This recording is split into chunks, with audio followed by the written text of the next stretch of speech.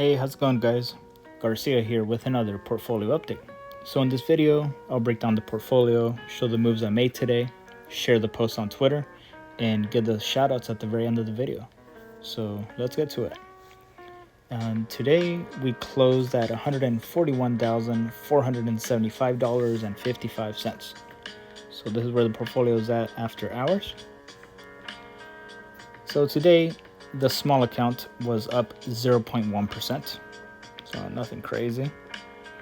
This account, I bought two $47 leaps on Palantir. So my reasoning with this is that as Palantir continues to slide, if it continues sliding into the low 30s, 29, 28, then this portfolio will then start turning into heavier and heavier on these leaps. So as it sells off further, then I will buy more of these leaps here. So, I still have around 3,000 in equity on these shares that I can use. In the Roth IRA, it was down 1% today. This account is up 33% in the past 3 months, 29% year to date, and all time. So this account, we have a little bit more buying power. We have 2,600 here. Here, what were today's movers? It looks like the Rocket Lab took a beating today. So Rocket Lab tanked by 9% today, meaning that these long calls that I bought at 215, they've gone down by around 23% today. It wouldn't be a bad idea actually to buy a couple more calls tomorrow. What's my equity here? Yeah, so my exposure to Rocket Lab has gone down to 465. I think I might just buy another one. I have 3 of them. I'll just average down a little bit. Now the difference between this and averaging down on the Celsius, which hasn't been doing too well, is that here I have a whole extra year for this to go in my favor. Celsius, it's gonna be a fight against time. We'll see how these perform towards the end of this year. Let's see today's return. Yeah, so it looks like it was just Palantir relatively flat. Let's see. Yeah, nothing else of note here. Okay. Now in the big account, we're up 0.08% today. So pretty dang flat. We're up 61.3% in the last 3 months, 67% year to date, 57% in the past year, and 32% all time. Now this one, there is a new addition to this portfolio. So let's go to today's return. So here you can see that both the cash cleared puts and the covered calls have made money today. So because Palantir was pretty damn flat, I mean, you can't be any flatter than that, 0.5% in one day. Actually today it was 0.02% move today. It literally didn't even move it by a penny. It actually closed where it opened. That's insane. What was it, 8:30? It's wild. So here you'll have the cash secured puts and the covered calls. They're both bleeding out theta. So that benefits me as the call seller and put seller here. So here, total return, still at 6%. So we're doing pretty good on these. Now this is the new addition here.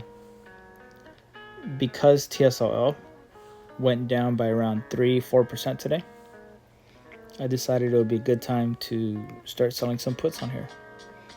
So I sold these puts expiring January 2025. So giving myself a couple of months. And I received $1.49 for each credit, for each contract. So, it was a pretty good amount that I received just for opening this contract. I mean, look at this. I received $1,400 to set aside $7,000 for a couple of months. I'll take that deal. And to be able to buy TSLL at a much lower cost basis, My break even is 624. I'll take it all day. All right. Let's see what's going on Twitter. Here. Oh, that's right. Today is Tuesday, right? Yeah, so I didn't even get to share the post yesterday, but man, anytime it's a long weekend, I do feel like I just bombard you guys with like a bunch of memes and stuff like that. But hey, this is what you guys follow me for, right? Here, when they ask for your opinion about something in the spaces and you've been disassociating the entire time. I have not been paying attention. Let's see. Getting along with members of different FinTwit communities through the power of memes. I mean, look at this capybara hanging out with the monkeys, with a cat, with the turtles, ducks, alligators. Everybody's just chilling with them. Let's see. Mama, Dada, Baba Carp. Had to put him on straight out of the womb. So here, let's see. Blah, blah. The market's down. It was down slightly yesterday. So the option YOLO boys were kind of feeling like this. Big FinTwit accounts, when they realize they'll make more money from subs than their shitty trading. They'll start opening up a Substack, a Discord, and they'll say, hey, join me for more plays. And also, too, the engagement farmers on Twitter. You know, they always space out their posts, kind of like this, every sentence. Then they state something very controversial. They ask you what you think, and if you disagree, then they'll disagree with you, and they'll disagree with everyone in the comments. Because nothing brings more engagement than people stuck in debate in an endless loop. So what happens is people basically just debate about the same shit. Should you tip 20%? Do you like peanut butter or jelly? Do you like crunchy or creamy peanut butter? What do you want to do with this money that you're receiving? It's just, the debates are endless, and I guess that's the hack. Well, I'll never be doing that. Will I be teasing people? Maybe like clickbaits? Very cheeky clickbaits, possibly. So here, I was talking about selling overvalued Palantir and loading the boat on undervalued Coca-Cola. A thread, 1 of 37. Thanks for reading. Yeah, because, I mean, right now the new meta is threads. So now it's going to be people posting a bunch of threads and saying, oh, yeah, do you want to learn about this person? Do you want to do that? I mean, usually it's clickbait. Usually it's an ad.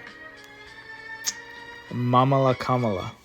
So this is a video, there's a clip from this guy was interviewing people at the Kamala Harris, I guess it was, what do they call it? Convention?